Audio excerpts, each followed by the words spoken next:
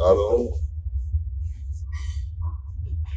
ಇವತ್ತೇನು ನಿರ್ಮಲಾ ಸೀತಾರಾಮನ್ ಅವರು ಕೇಂದ್ರ ಸರ್ಕಾರದ ಬಜೆಟ್ ಮಂಡಿಸಿದ್ದಾರೆ, ಇದನ್ನ ತರಿಸ್ಕೊಂಡು ಪ್ರತಿ ಲೈನು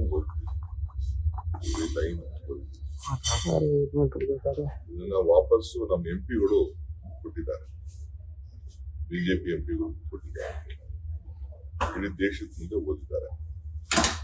ಸೆಂಟ್ರಲ್ ಮಿನಿಸ್ಟರ್ಸ್ ಕೂಡ ಈ ಸಭೆಯಲ್ಲಿ ಪಾಲ್ಗೊಂಡಿದ್ದಾರೆ.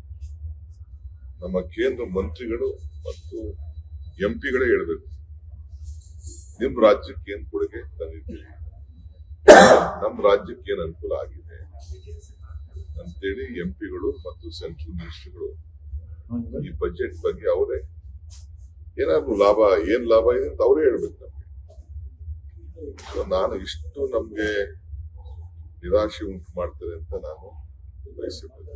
ನಮ್ಮ ರಾಜ್ಯದಿಂದ MLA-ಗಳಿಂದ ಆಯ್ಕೆಯಾಗಿ ಹೋಗಿ ಬಹುಶಃ ಇಷ್ಟು ನಮ್ಗೆ ನೆಗ್ಲೆಕ್ಟ್ ಮಾಡ್ತಾರೆ. ನಾನು ಬೇರೆ ರಾಜ್ಯಗಳ ಬಗ್ಗೆ ನಾನು ಚರ್ಚೆ ಮಾಡೋದು ಹೋಗುದಿಲ್ಲ, ಅವಶ್ಯಕತೆ. ನಮ್ ಯಾವ major sector second highest tax Karnataka ರಾಜ್ಯದಿಂದ, ಹೈಯೆಸ್ಟ್ ಟ್ಯಾಕ್ಸ್ ಹೋಗ್ಬೇಕಾದ್ರೆ ಸೆಕೆಂಡ್. ಆಮೇಲೆ ಎಕ್ಸ್ಪೋರ್ಟ್ ಅಲ್ಲಂತೂ ನಾವೇ ಇದ್ದೀವಿ, ನಮ್ಮ IT ಎಕ್ಸ್ಪೋರ್ಟ್ಸ್ ಅಲ್ಲಂತೂ ನಾವೇ ಇದ್ದೀವಿ. ನಾನು ಅಟ್ಲೀಸ್ಟ್ ಇನ್ಫ್ರಾಸ್ಟ್ರಕ್ಚರ್ ಪ್ರಾಜೆಕ್ಟ್ಗೆ ಏನಾದ್ರು ಒಂದು ನಮ್ಗೆ ಸಹಕಾರ ಕೊಡ್ತಾರೆ ಅಂತ ಹೇಳಿ ಮುಂಚಿತವಾಗಿ ಕೇಳಿದ್ದು, ನಾವು ರಿಕ್ವೆಸ್ಟ್ ಮಾಡಿದ್ದು, ಎಲ್ಲಾ ಸಂದರ್ಭ ಹೇಳಿದ್ದು. ಅನೇಕ ಸಂದರ್ಭದಲ್ಲಿ ನಮ್ಮ ಪ್ರೈಮ್ ಮಿನಿಸ್ಟರ್ಗೂ ರಿಕ್ವೆಸ್ಟ್ ಮಾಡಿದ್ವಿ, ಚೀಫ್ ಮಿನಿಸ್ಟರ್ ನಾವು ರಿಕ್ವೆಸ್ಟ್ ಮಾಡಿದ್ವಿ, ಫೈನಾನ್ಸ್ ಮಿನಿಸ್ಟರ್. ಬಟ್ ಈಗೇನು ಎಲೆಕ್ಷನ್ ಹತ್ರ ಇಲ್ಲ ಅಂತ ತಿಳ್ಕೊಂಡು ಯಾವ್ದು ಅನೌನ್ಸ್ಮೆಂಟ್ ಅಂತೂ ಮಾಡಿದ್ದಾರೆ. ನಮ್ಗಂತೂ ಕರ್ನಾಟಕಕ್ಕೆ ಎಲ್ಲ ತರದಲ್ಲೂ ಅನ್ಯಾಯ ಆಗಿದೆ. ಆಮೇಲೆ ಈ ಏನು 12 ಲಕ್ಷ ಟ್ಯಾಕ್ಸ್ ಅಂತ ಬೆನಿಫಿಟ್ ಅಂತ ಹೇಳ್ತಾರಲ್ಲ, ಅದೇ ಬಿಗ್ ಥಿಂಗ್. ನಂಬರ್ಸ್ ಬಹಳ ಕಡಿಮೆ. ಎಷ್ಟು ಜನ ಟ್ಯಾಕ್ಸ್ ಕಟ್ಟೋರಿದ್ದಾರೆ? ಬರೀ ಒಂದು 5-6% ಟ್ಯಾಕ್ಸು ಸ್ಯಾಲರಿಡ್ ಎಂಪ್ಲಾಯೀಸ್ ಅವರು ಒಂದಷ್ಟು ಕಟ್ಟೋದು. ಒಂದೇ 7 ಲಕ್ಷ ಬೆಲೆ ಏರಿಕೆಯನ್ನು ಜಾಸ್ತಿ ಆಗಿದೆ. ಅವ್ರಿಗೂ ಕೂಡ DA-ಗಳು ಮತ್ತೊಂದೆಲ್ಲ ಜಾಸ್ತಿ ಆಗಿದೆ. ಅದೇನು ದೊಡ್ಡ ಬೆನಿಫಿಟ್ ಅಂತ ನಾನು ಹೇಳುದು. ಮಧ್ಯ ಗುಸು ಏನಂತಂದ್ರೆ ಟ್ಯಾಕ್ಸ್ ಲಾಭೇ ತೆಗೆದಾಕ್ಬಿಡ್ತೀವಿ ಅಂತ ಒಂದು ಮಧ್ಯ ಮಾತುಕತೆ ನಡೀತಾ ಇತ್ತು. ಅದು ಯಾವುದು ಕೂಡ ಆಗಿಲ್ಲ.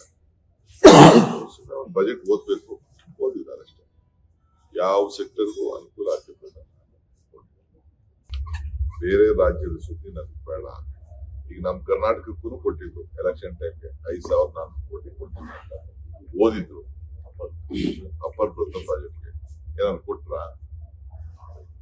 ಇದು it is A political decision. ಹಂಗೆ ಅದಕ್ಕೂ ಆಗಬಹುದು ಅಂತ ನಾನು ನಿರೀಕ್ಷೆ ಮಾಡ್ತೀನಿ. ಸರ್, ಬೆಂಗಳೂರಿಗೆ ಹೆಚ್ಚಿನದಾಗಿ ನಿರೀಕ್ಷೆಯನ್ನ ಮಾಡ್ತಾ ಇದ್ದಾರೆ, ಎಲ್ಲೂ ಕಾಣಿಸ್ತಿಲ್ಲ.